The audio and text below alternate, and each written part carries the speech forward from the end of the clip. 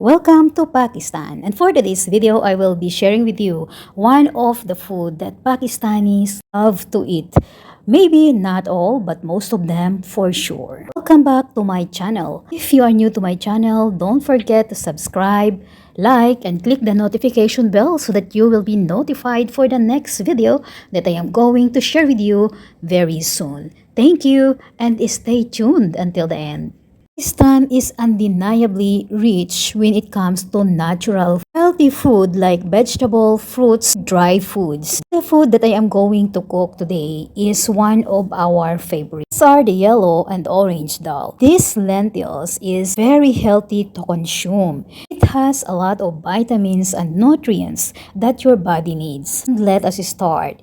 Get a cooking pot, wash it to make sure that it will be clean, and put 2 cups of dal, 1 cup of yellow and 1 cup of orange dal. Then wash it. Wash it basically 3 times to make sure that there will be no dust or any kind of dirt or germs that can stick to the dals while it is in the store or while we are storing it to our storeroom. After washing it, fill it with the water from the faucet. Turn on the gas stove and then place our cooking pot. Add some salt for taste. It depends on you if how much salty do you want it to be. Add chili powder. It's optional. Mix it, then cover it. Covering it full because the water might flow out. After a few minutes, check and you can see that there is some bubbles floating on it. Up to you if you want to remove it or not. For me, it's better to remove it.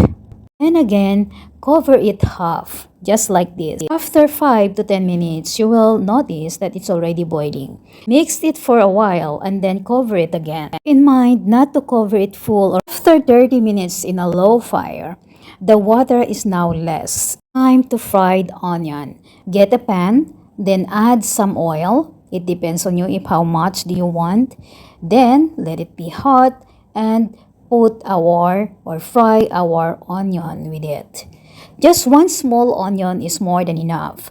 Cut it or slice it in a thin slice, then fry it until it got brown or golden in color. Avoid cooking it in a high fire. Just a medium or low fire is enough so that our onion will be nice, soft, and not so crunchy. And here it's already brown and this is enough, so turn off the fire. Our boiled dal. And now you can see that this dal or lentils looks creamy. It's like porridge, but let us make more thicker. Fry the water more and then add the fried onions with the oil. After adding the onion, let us add garam masala.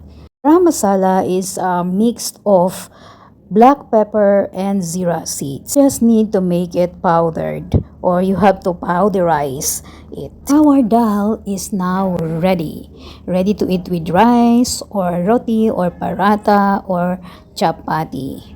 This is all for today and thank you so much for watching, and please don't forget to subscribe, like, and click the notification bell. See you on my next video. Bye!